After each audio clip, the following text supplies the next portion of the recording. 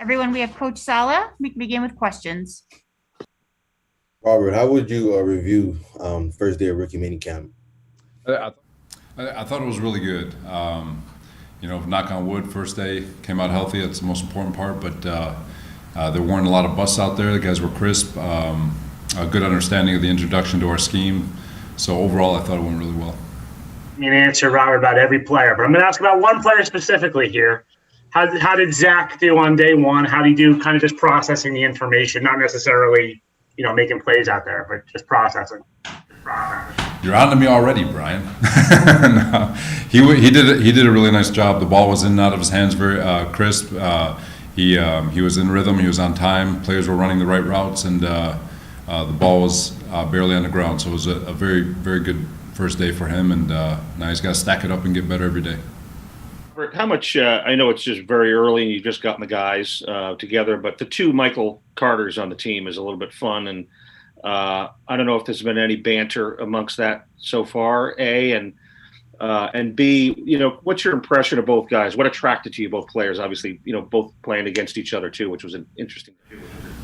No, I think I'm going to go MC2 and MC1. I'm not sure yet. I'm still trying to figure out how we're going to do it here, but both are fantastic men first. That's the common theme when you look at free agency in the draft, that these guys absolutely love ball. They want to get better. Their intent is to learn. There was a really cool sequence that MC2 had in the 7-on-7 period where it was a 3-by-1 concept that he cheated the wrong way, got it adjusted, and about 3 plays later he got the same look and darn near made a really, really impressive play. So he's the fact that he can learn not only within a period, but within 3 plays and figure it out and make that adjustment is a testament to him and his mental capability and the reason why we're so excited about him. It looks like be a relatively hard guy to take down based on the look of his quads, which probably rivals Juan Barclay's at this point. No, he's an impressive young man. There's a lot of learning things that these young men have to learn with regards to the NFL that they're not going to be able to get away with, and that's mainly just the efficiency at which they move and run, the way they get off the ball, the way they get out of their breaks. It's a different level now where everybody is All-American. And so there's that adjustment, and they can see it on tape. You could see things like that, and there were some really, really great teachable moments yesterday, and there's going to be a lot of great teachable moments today and forever for the history of their time in the NFL. There's going to be great teachable moments. It's just a matter of whether or not they want to pick it up and get better. Will things change at all today, Robert, in terms of practice structure or the way that, will you ramp things up at all now that it's day 2, or are you still going to keep it almost a carbon copy of yesterday? It's going to be a carbon copy. Same process for these guys. The big thing that we're trying to accomplish is to see, if you think about a game week, you got Wednesday, Thursday, Friday, then walk through, and then Sunday. So can they take a little bit more install, and let's see what they look like on day 3, which is Friday, which is where you're trying to get it crisp. And so a little install yesterday, a little install today. Let's see how crisp they can operate tomorrow, and see if how much they can pick up and how much they can learn in a 3-day process to kind of simulate a game week. What's been the biggest adjustment? Because previous years you could have a lot more people, a lot more rookies for rookie minicamp. This year is not as many. So what's been the biggest adjustment for practice structure? What we've done here, and it doesn't make it right, but it does. We really do like the setup. We've kind of gotten the bigs away from the skill guys. So we've had the bigs in the morning, the skills in the afternoon to kind of separate them, because there's not enough guys to run 11 on 11 anyway. And it gives everybody a chance to watch the bigs, the D-line, the O-line, the kicker is in that group, and to really get a good chance to look at them and get a lot of individual eyes on them as we go through this evaluation process. And then same thing with the skill guys, to just get, the O-line, D-line, they're done with their day. Let's just get all eyes on these skill guys so we can get a good proper evaluation, and so they can focus on what they're being asked to do, without all the, people don't realize it, but those O-linemen and D-line, they create a lot of ruckus and a lot of noise for people. So just to get them out of the way to clear the picture up has been beneficial. You guys have another practice then tomorrow. I know we're not here, but do you have practice tomorrow with them? Correct. We're just going to go in the morning, eliminate all the meetings. I think they get. We're debating on an extra meeting, but for the most part, they're just practicing. Get them out by noon. Rules, number one, and then your expectations after tomorrow. Do the rookies have to leave? When can they come back? And what are your hopes for the rookies after this camp? So they're by rule they're sent off on their way. They can stay here and look for a house if they want. They can do whatever they want. They're normal civilians. And then following Monday, it's phase 2 of the voluntary off-season program, and they're more than welcome to join and get a little bit better every day. Robert, the word energy has been used a lot about your coaching style, and you said that this mini camp was going to be low pressure, just getting the guys acclimated to being a professional. How would you describe the atmosphere yesterday? It was good. You could see a lot of people kind of feeling themselves out. When we got to the red zone period, they started to loosen up a little bit, especially on defense, and it always gets competitive in the red zone. You could see them kind of showing their character, the character side of their personalities, and so we'll do it again, and we'll see how much they loosen up. Because, like I said, this is an introduction, and which is the reason why for the current arrangement with all of y'all.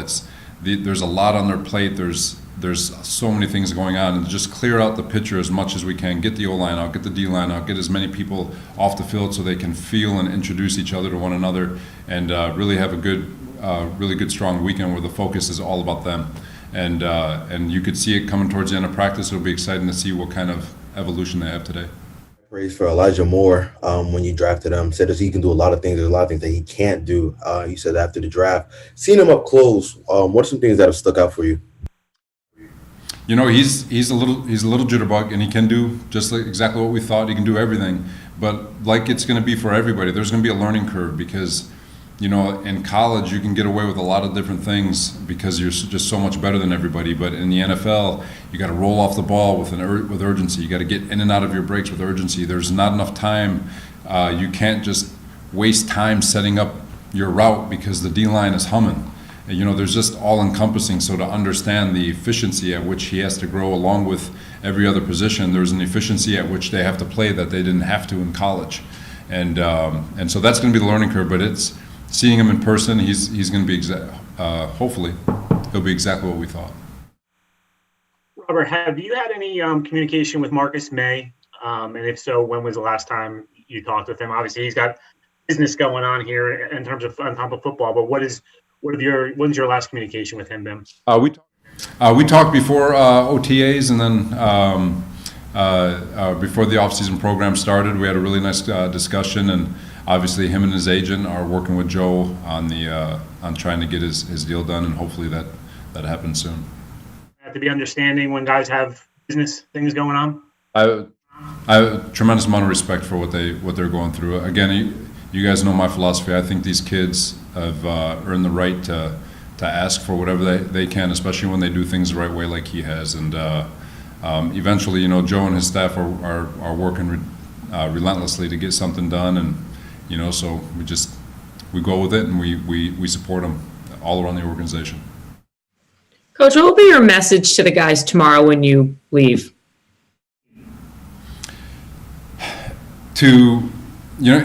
The big message is there's going to be a very consistent message in terms of you've started the process, and the big thing is that these young men are not only CEOs of their own body, but they're CEOs of their mind. And the amount of work that they put in and the amount of investment they put back into themselves is what will reflect on the football field. And from this day forward, their body maintenance, how they work out, how they train, how they eat, how they study tape, it doesn't stop. So the ongoing message for these young men is to don't just leave and eat like junk for the next week and say, hey, I'm off for a week. Just continue it. You started the process, stick to it, come back on the 17th and find a way to get better and find a way to get one of these roster spots. Just to follow on Marcus, what kind of scheme fit is he for you, what you want to play, and how important is the post safety in your system? So the post safety, it's evolved.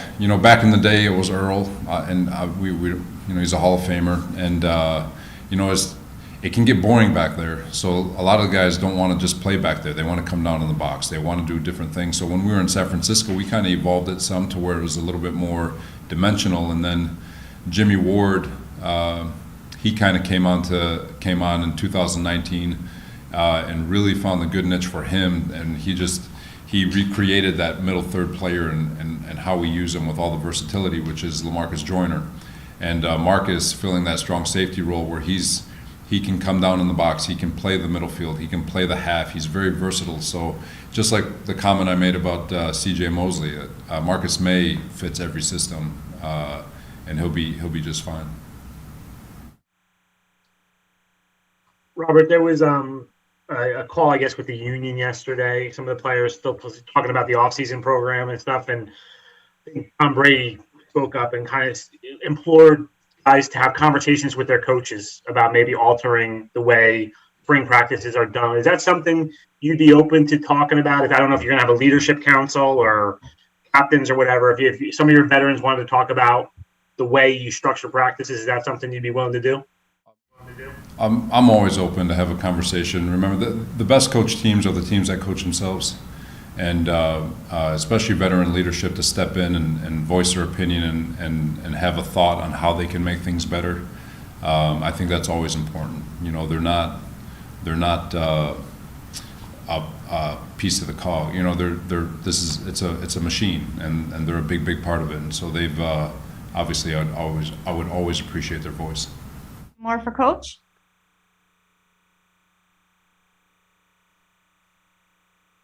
Is that it for Coach?